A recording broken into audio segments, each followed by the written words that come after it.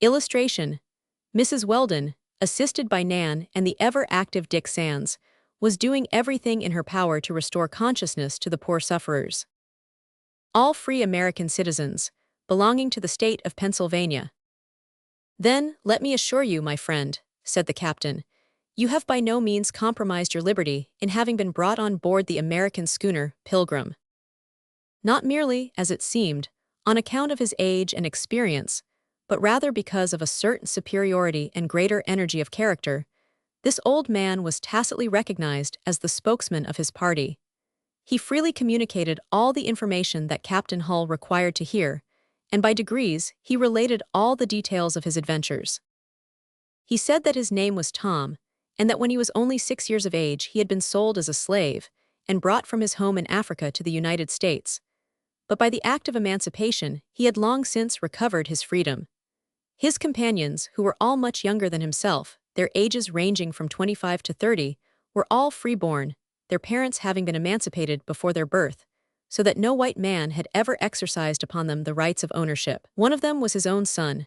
His name was Bat, an abbreviation of Bartholomew, and there were 3 others, named Austin, Aeon, and Hercules. All 4 of them were specimens of that stalwart race that commands so high a price in the African market, and in spite of the emaciation induced by their recent sufferings, their muscular, well-knit frames betokened a strong and healthy constitution. Their manner bore the impress of that solid education which is given in the North American schools, and their speech had lost all trace of the nigger tongue, a dialect without articles or inflections, which since the anti-slavery war has almost died out in the United States.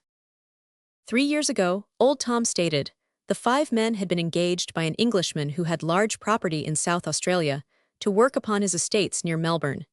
Here they had realized a considerable profit, and upon the completion of their engagement, they determined to return with their savings to America. Accordingly, on the 5th of January, after paying their passage in the ordinary way, they embarked at Melbourne on board the Waldeck. Everything went on well for 17 days, until on the night of the 22nd, which was very dark, they were run into by a great steamer.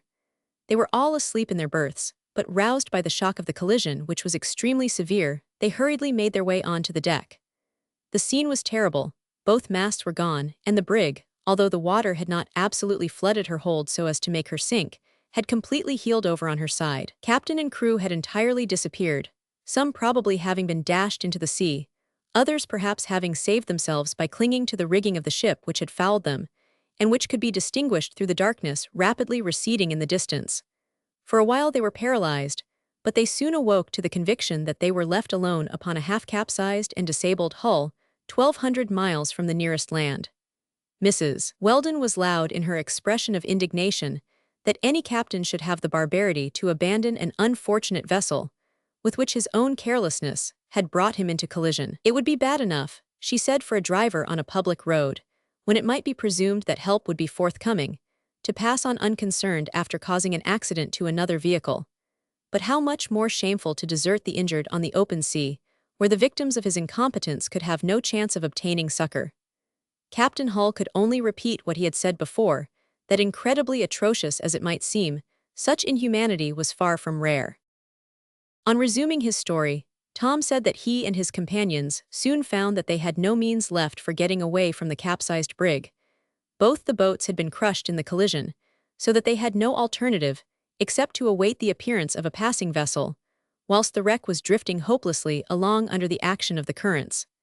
This accounted for the fact of their being found so far south of their proper course. For the next 10 days, the Negroes had subsisted upon a few scraps of food that they found in the stern cabin. But as the storeroom was entirely underwater, they were quite unable to obtain a drop of anything to drink, and the freshwater tanks that had been lashed to the deck had been stove in at the time of the catastrophe. Tortured with thirst, the poor men had suffered agonies, and having on the previous night entirely lost consciousness, they must soon have died if the Pilgrim's timely arrival had not effected their rescue. All the outlines of Tom's narrative were fully confirmed by the other Negroes.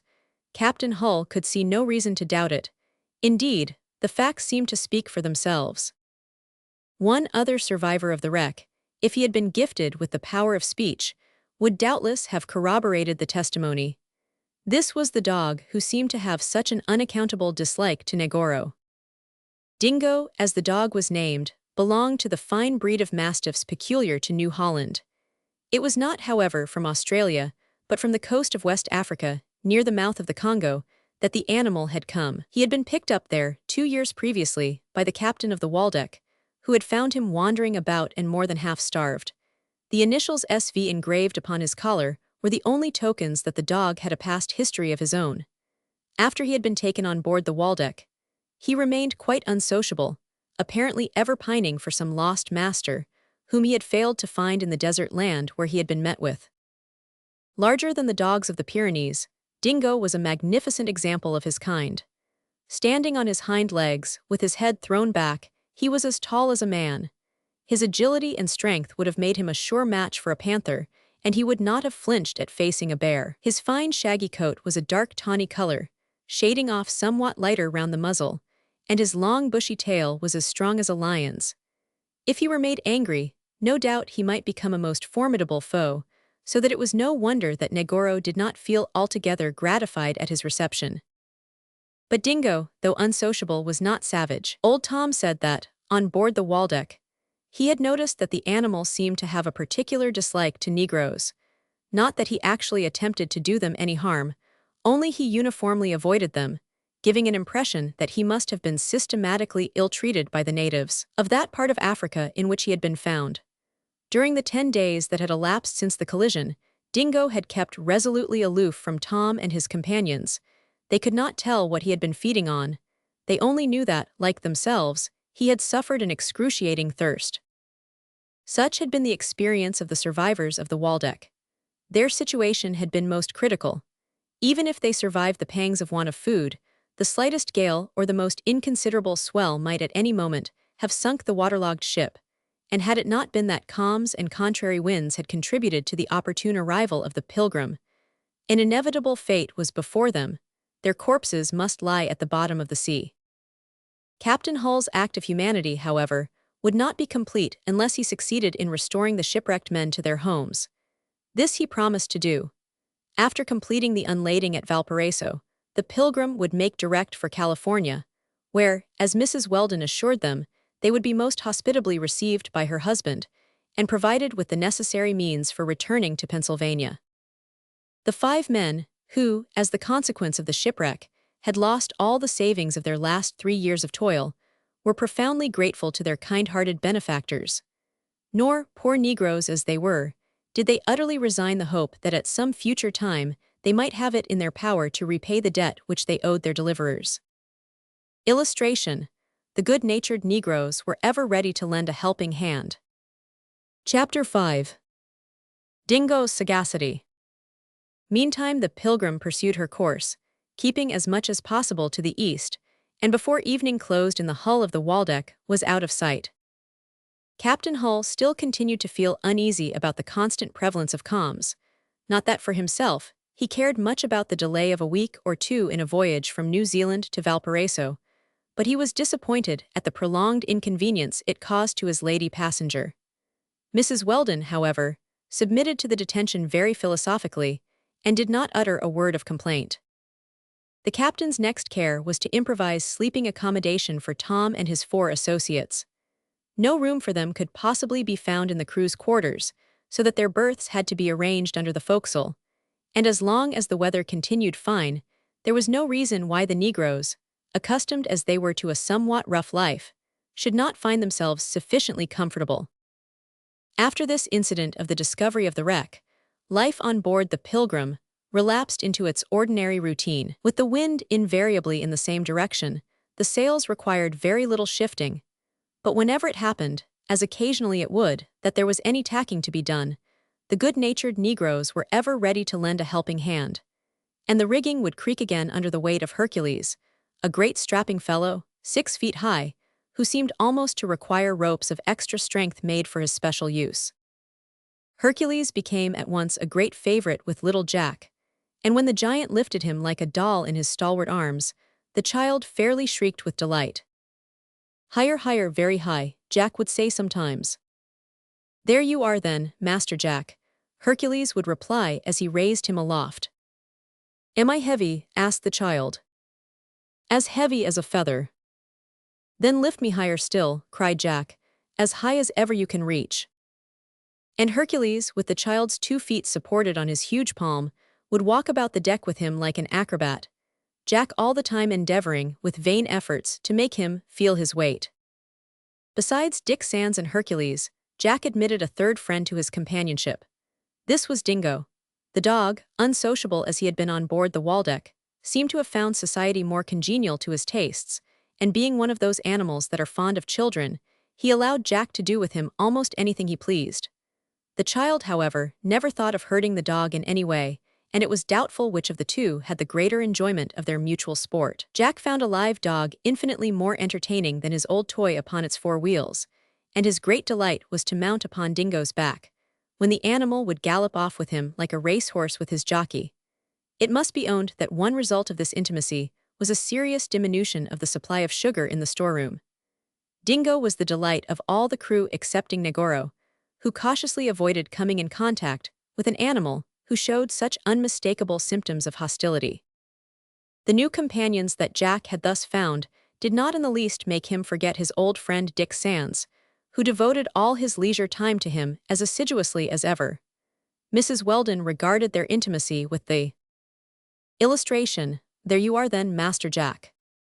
Greatest satisfaction, and one day made a remark to that effect in the presence of Captain Hull. "You are right, madam," said the captain cordially. "Dick is a capital fellow and will be sure to be a first-rate sailor. He has an instinct which is little short of a genius. It supplies all deficiencies of theory. Considering how short an experience and how little instruction he has had, it is quite wonderful how much he knows about a ship." "Certainly for his age," assented Mrs. Weldon, "he is singularly advanced. I can safely say that I have never had a fault to find with him. I believe that it is my husband's intention, after this voyage, to let him have systematic training in navigation, so that he may be able ultimately to become a captain." "I have no misgivings, madam," replied the captain. "There is every reason to expect that he will be an honor to the service." "Poor orphan," said the lady, "he has been trained in a hard school." "Its lessons have not been lost upon him," rejoined Captain Hull. "They have taught him the prime lesson that he has his own way to make in the world." The eyes of the two speakers turned, as it were unwittingly, in the direction where Dick Sands happened to be standing. He was at the helm. "Look at him now," said the captain. "See how steadily he keeps his eye upon the fore. Nothing distracts him from his duty. He is as much to be depended on as the most experienced helmsman. It was a capital thing for him that he began his training as a cabin boy. Nothing like it. Begin at the beginning. It is the best of training for the merchant service." "But surely," interposed Mrs. Weldon, "you would not deny that in the Navy there have been many good officers who have never had the training of which you are speaking." "True, madam, but yet even some of the best of them have begun at the lowest step of the ladder.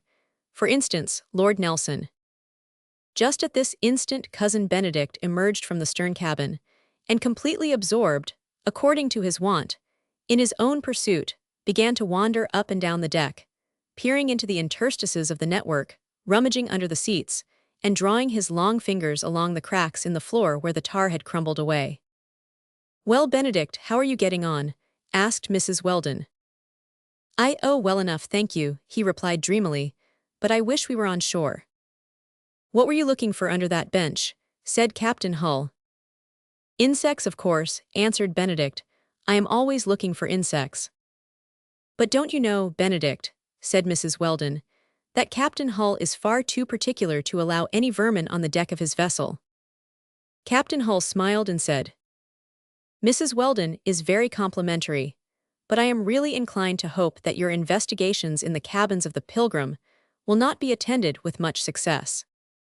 Cousin Benedict shrugged his shoulders in a manner that indicated that he was aware that the cabins could furnish nothing attractive in the way of insects. "However," continued the captain, "I dare say down in the hold you could find some cockroaches, but cockroaches, I presume, would be of little or no interest to you." "No interest?" cried Benedict, at once warmed into enthusiasm. "Why, are they not the very orthoptera that roused the imprecations of Virgil and Horace? Are they not closely allied to the Periplaneta orientalis and the American cacklerlac, which inhabit. I should rather say infest, interrupted the captain. Easy enough to see, sir, replied Benedict, stopping short with amazement, that you are not an entomologist. I fear I must plead guilty to your accusation, said the captain good-humoredly. You must not expect everyone to be such an enthusiast in your favorite study as yourself. Mrs. Weldon interposed, but are you not satisfied with the result of your explorations in New Zealand? Yes, yes, answered Benedict, with a sort of hesitating reluctance. I must not say I was dissatisfied. I was really very delighted to secure that new staphylin which hitherto had never been seen elsewhere than in New California. But still, you know, an entomologist is always craving for fresh additions to his collection.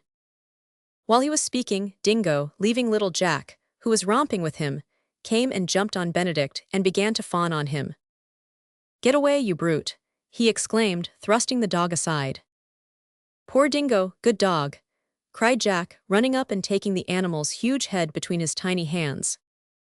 Your interest in cockroaches, Mr. Benedict, observed the captain, does not seem to extend to dogs. It isn't that I dislike dogs at all, answered Benedict, but this creature has disappointed me. How do you mean? You could hardly want to catalogue him with the Diptera or Hymenoptera, asked Mrs. Weldon laughingly. Oh, not at all, replied Benedict with the most unmoved gravity. But I understood that he had been found on the west coast of Africa, and I hoped that perhaps he might have brought over some African hemiptera in his coat. But I have searched his coat well, over and over again, without finding a single specimen. The dog has disappointed me, he repeated mournfully. I can only hope, said the captain, that if you had found anything, you were going to kill it instantly. Benedict looked with mute astonishment into the captain's face. In a moment or two afterwards he said, I suppose, sir, you acknowledge that Sir John Franklin was an eminent member of your profession. Certainly. Why? Because Sir John would never take away the life of the most insignificant insect. It is related of him that when he had once been incessantly tormented all day by a mosquito, at last he found it on the back of his hand and blew it off, saying, Fly away, little creature, the world is large enough for both you and me. That little anecdote of yours, Mr. Benedict, said the captain smiling, is a good deal older than Sir John Franklin. It is told, in nearly the same words, about Uncle Toby in Sterne's Tristram Shandy, only there it was not a mosquito, it was a common fly. And was Uncle Toby an entomologist? Asked Benedict. Did he ever really live? No, said the captain, he was only a character in a novel.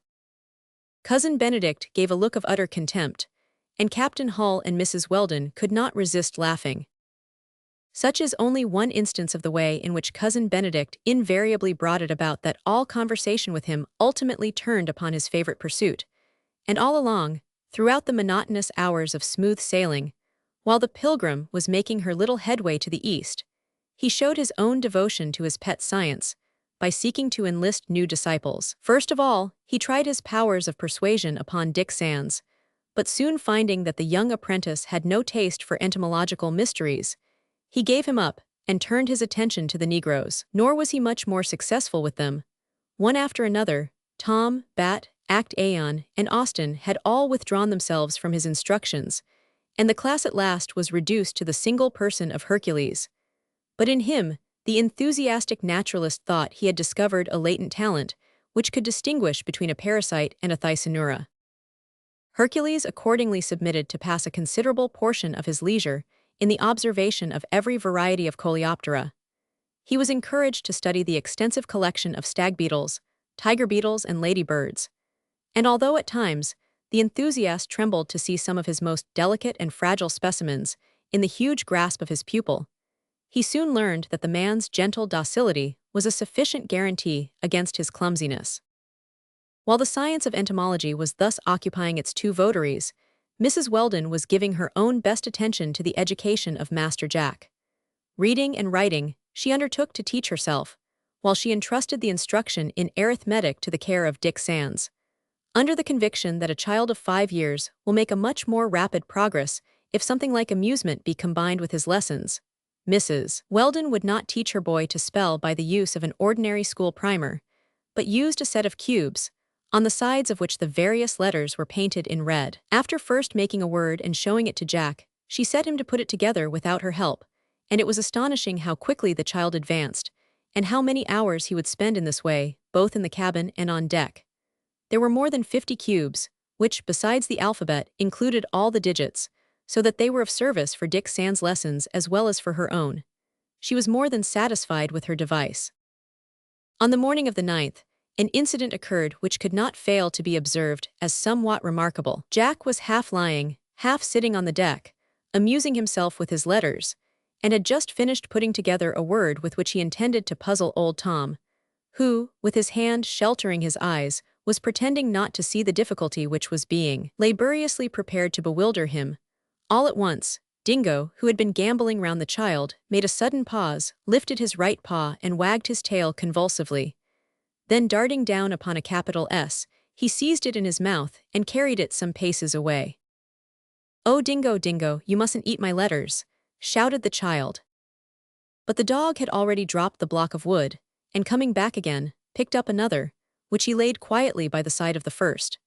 This time it was a capital V. Jack uttered an exclamation of astonishment which brought to his side not only his mother, but the captain and Dick, who were both on deck. In answer to their inquiry as to what had occurred, Jack cried out in the greatest excitement that Dingo knew how to read. At any rate, he was sure that he knew his letters. Dick Sands smiled and stooped to take back the letters. Dingo snarled and showed his teeth, but the apprentice was not frightened. He carried his point, and replaced the 2 blocks among the rest. Dingo in an instant pounced upon them again, and having drawn them to his side, laid a paw upon each of them, as if to signify his intention of retaining them in his possession. Of the other letters of the alphabet he took no notice at all. "It is very strange," said Mrs. Weldon. "He has picked out S5 again." "S5, repeated the captain thoughtfully.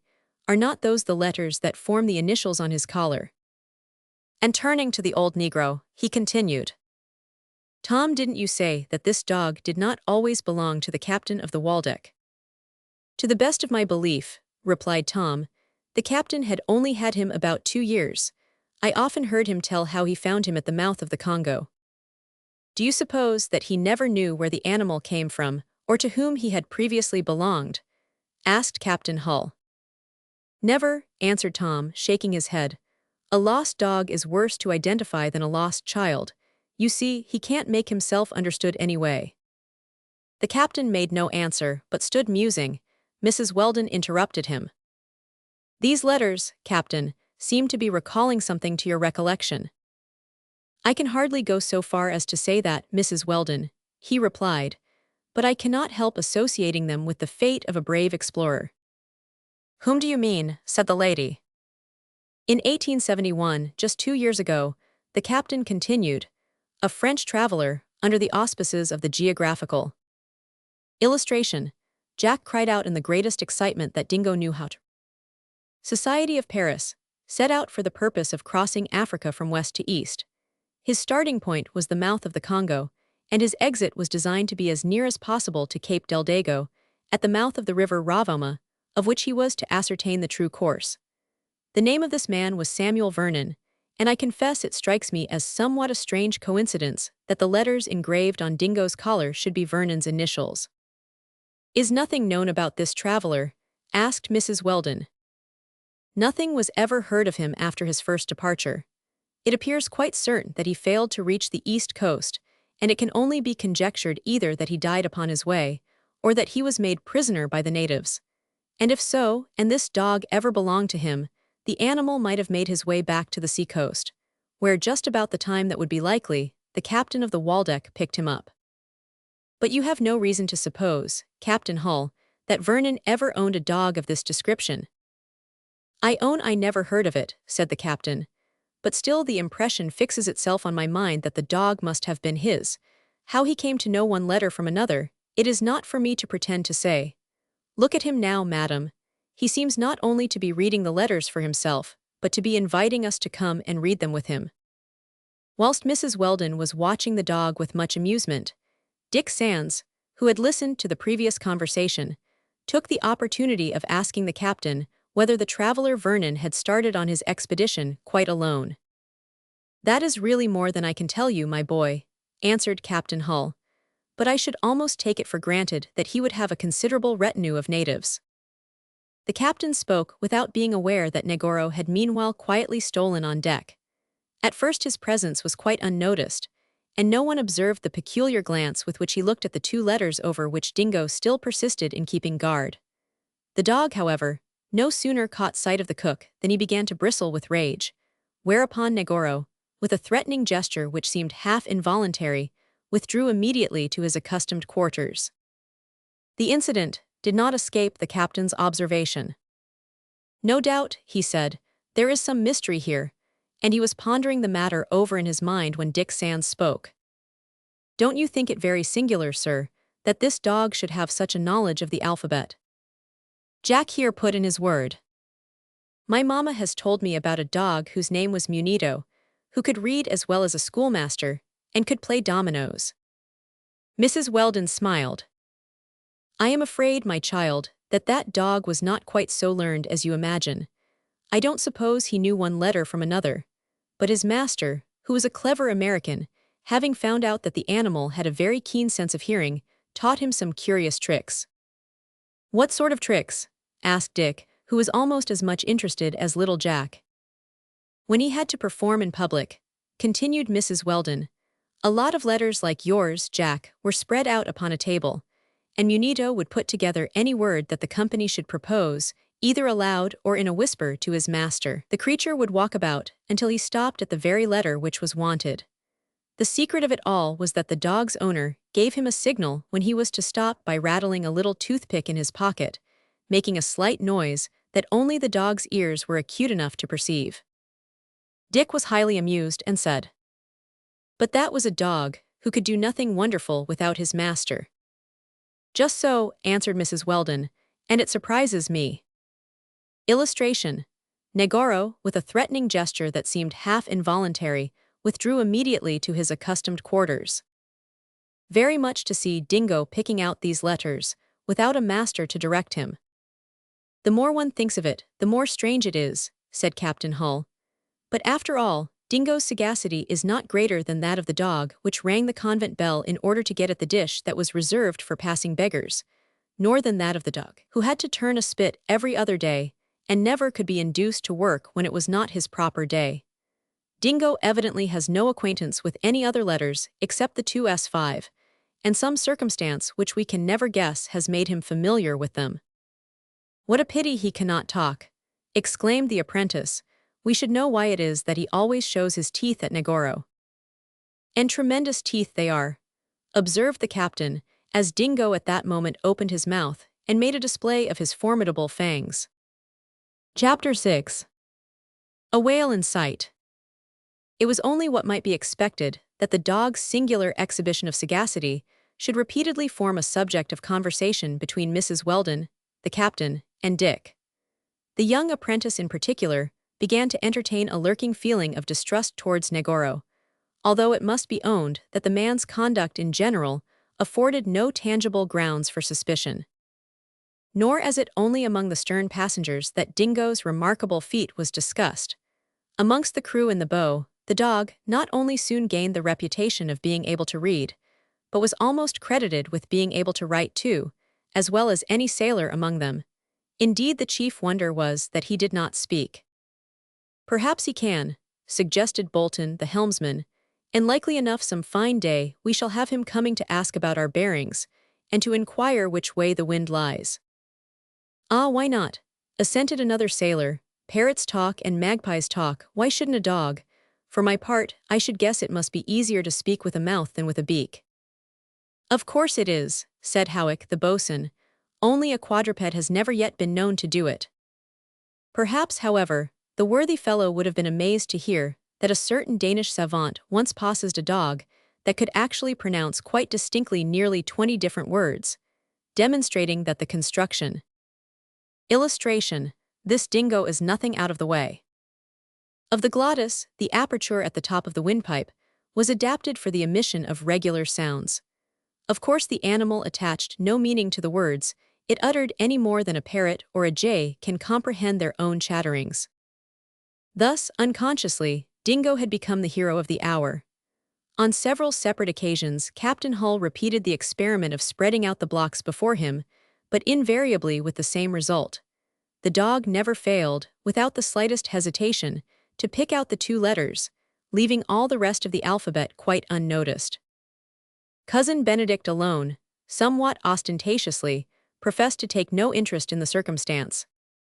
"You cannot suppose," he said to Captain Hull, after various repetitions of the trick, "that dogs are to be reckoned the only animals endowed with intelligence. Rats, you know, will always leave a sinking ship, and beavers invariably raise their dams before the approach of a flood. Did not the horses of Nicomedes, Scanderbeg, and Oppian die of grief for the loss of their masters? Have there not been instances of donkeys with wonderful memories? Birds, too, have been trained to do the most remarkable things. They have been taught to write word after word at their master's dictation. There are cockatoos who can count the people in a room as accurately as a mathematician. And haven't you heard of the old cardinal's parrot that he would not part with for 100 gold crowns, because it could repeat the Apostles' Creed from beginning to end without a blunder? And insects," he continued, warming into enthusiasm, "how marvelously they vindicate the axiom, in minimis maximus Deus. Are not the structures of ants the very models for the architects of a city? Has the diving bell of the aquatic Argeronte ever been surpassed by the invention of the most skillful student of mechanical art? And cannot fleas go through a drill and fire a gun as well as the most accomplished artilleryman? This dingo is nothing out of the way. I suppose he belongs to some unclassed species of mastiff. Perhaps one day or other he may come to be identified as the Canis alphabeticus of New Zealand." The worthy entomologist delivered this and various similar harangues. But Dingo, nevertheless, retained his high place in the general estimation, and by the occupants of the forecastle was regarded as little short of a phenomenon. The feeling, otherwise universal, was not in any degree shared by Negoro, and it is not improbable that the man would have been tempted to some foul play with the dog if the open sympathies of the crew had not kept him in check. More than ever he studiously avoided coming in contact in any way with the animal, and Dick Sands in his own mind was quite convinced that since the incident of the letters, the cook's hatred of the dog had become still more intense. After continual alternations with long and wearisome calms, the northeast wind perceptibly moderated, and on the both, Captain Hull really began to hope that such a change would ensue as to allow the schooner to run straight before the wind. 19 days had elapsed since the Pilgrim had left Auckland, a period not so long, but that with a favorable breeze, it might be made up at last. Some days, however, were yet to elapse before the wind veered round to the anticipated quarter. It has been already stated that this portion of the Pacific is almost always deserted. It is out of the line of the American and Australian steam packets, and except a whaler had been brought into it by some such exceptional circumstances as the Pilgrim, it was quite unusual to see one in this latitude. But however void of traffic was the surface of the sea, to none but an unintelligent mind could it appear monotonous or barren of interest. The poetry of the ocean breathes forth in its minute and almost imperceptible changes. A marine plant, a tuft of seaweed lightly furrowing the water, a drifting spar with its unknown history, may afford unlimited scope for the imagination, every little drop passing, in its process of evaporation, backwards end.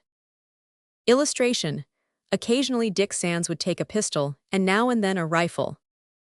Forwards from sea to sky might perchance reveal its own special secret, and happy are those minds which are capable of a due appreciation of the mysteries of air and ocean. Above the surface as well as below, the restless flood is ever teeming with animal life, and the passengers on board the Pilgrim derived no little amusement from watching great flocks of birds migrating northwards to escape the rigor of the polar winter, and ever and again descending in rapid flight to secure some tiny fish. Occasionally Dick Sands would take a pistol, and now and then a rifle, and, thanks to Mr. Weldon's former instructions, would bring down various specimens of the feathered tribe. Sometimes white petrels would congregate in considerable numbers near the schooner, and sometimes petrels of another species, with brown borders on their wings, would come in sight. Now there would be flocks of daimirs skimming the water, and now groups of penguins, whose clumsy gait appears so ludicrous on shore. But as Captain Hull pointed out, when their stumpy wings were employed as fins, they were a match for the most rapid of fish, so that sailors have often mistaken them for bonitos. High overhead, huge albatrosses, their outspread wings measuring 10 feet from tip to tip, would soar aloft, thence to swoop down towards the deep, into which they plunged their beaks in search of food. Such incidents and scenes as these were infinite in their variety, and it was accordingly only for minds that were obtuse to the charms of nature that the voyage could be monotonous. On the day the wind shifted, Mrs. Weldon was walking up and down on the Pilgrim's stern, when her attention was attracted by what seemed to her a strange phenomenon. All of a sudden, far as the eye could reach, the sea had assumed a reddish hue, as if it were tinged with blood. Both Dick and Jack were standing close behind her, and she cried, "Look, Dick, look, the sea is all red. Is it a seaweed that is making the water so strange a color?" "No," answered Dick, "it is not a weed. It is what the sailors call whale's food. It is formed, I believe, of innumerable myriads of minute crustacea." "Crustacea they may be," replied Mrs. Weldon, "but they must be so small that they are mere insects. Cousin Benedict no doubt will like to see them." She called aloud, "Benedict, Benedict, come here, we have a sight here to interest you." The amateur naturalist slowly emerged from his cabin, followed by Captain Hull. "Ah, yes, I see," said the captain. "Whale's food, just the opportunity for you, Mr. Benedict. A chance not to be thrown away for studying one of the most curious of the crustacea." "Nonsense," ejaculated Benedict contemptuously, "utter nonsense." "Why, what do you mean, Mr. Benedict?" retorted the captain. "Surely you, as an entomologist, must know that I am right in my conviction that these crustacea belong to one of the 6 classes of the articulata." The disdain of Cousin Benedict was expressed by a repeated sneer. "Are you not aware, sir, that my researches as an entomologist are confined entirely to the hexapoda?" Captain Hull, unable to repress a smile, only answered good-humoredly, "I see, sir, your tastes do not lie in the same direction as those of the whale." And turning to Mrs. Weldon, he continued, "To whalemen, madam, this is a sight that speaks for itself.